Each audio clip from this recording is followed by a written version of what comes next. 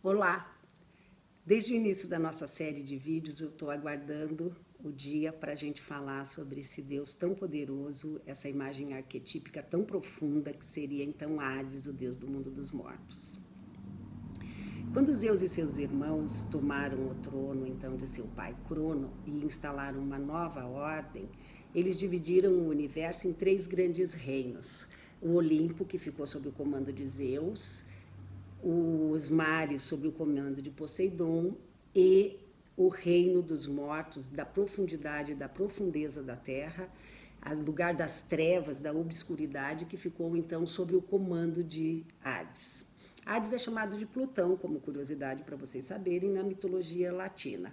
Mas veja que interessante para os gregos, o lugar, o espaço geográfico que seria então o mundo dos mortos, tem o mesmo nome que o Deus que reina sobre esse lugar, que se chama Hades.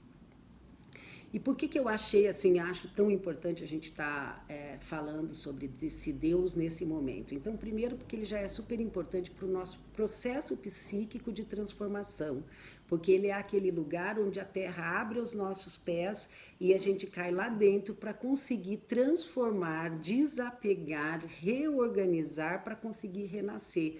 Então, ele é o reino do fim das coisas e do renascer e do reinício das coisas, do voltar de volta à vida depois dos desapegos necessários, quando a vida nos exige grandes transformações. Então, nesses momentos de perda, que Plutão aparecia, que Hades aparecia, que o chão rompia, é como se a gente virasse pó de nada e a gente tivesse que se reinventar dentro da nossa essência para conseguir transformar e voltar à vida de uma forma diferente, com outros valores. Então, James Hillman chamava o Hades do grande anfitrião do banquete da vida. Então, se a gente conseguir se alimentar nas grandes perdas, dos ensinamentos que a vida nos traz, a gente vai cada vez mais se renovando. Então, quando aquela expressão que fala comer o pão que o diabo amassou, isso vem de Hades. É um mito bem lindo que tem, porque ele faz o rapto da sua sobrinha e para a menina conseguir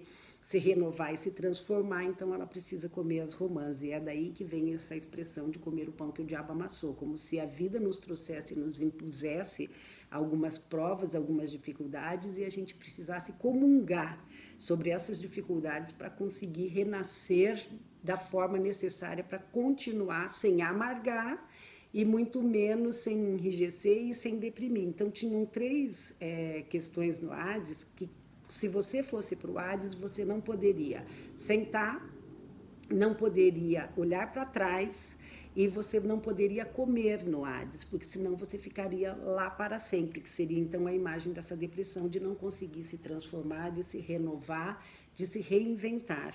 Então, por que não pode comer? Porque você não pode sentar nos momentos de dificuldades e ter uma paralisia, você precisa se movimentar em direção ao novo.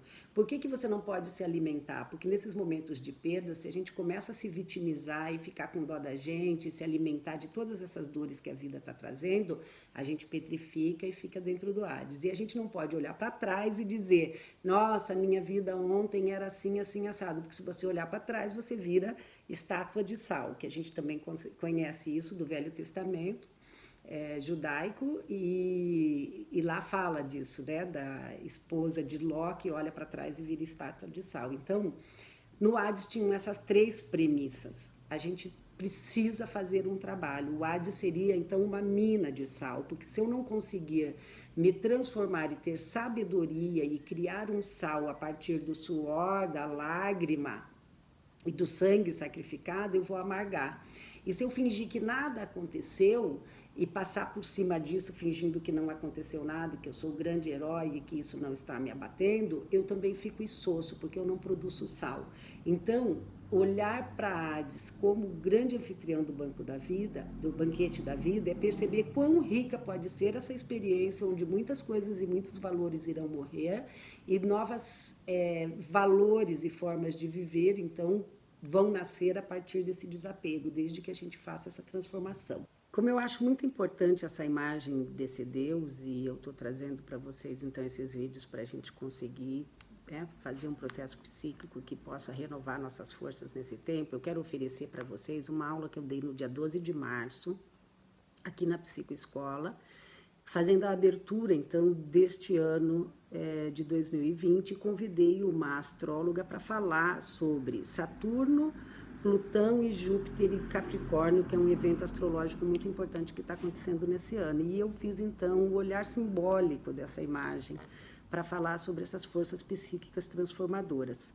E eu vou disponibilizar, então, no meu canal no YouTube, mas gostaria de lembrar para vocês que é só uma gravação caseira que eu mantivesse dentro dos meus arquivos. E vou também disponibilizar para vocês uma outra aula que eu dei durante a quarentena, só sobre Plutão.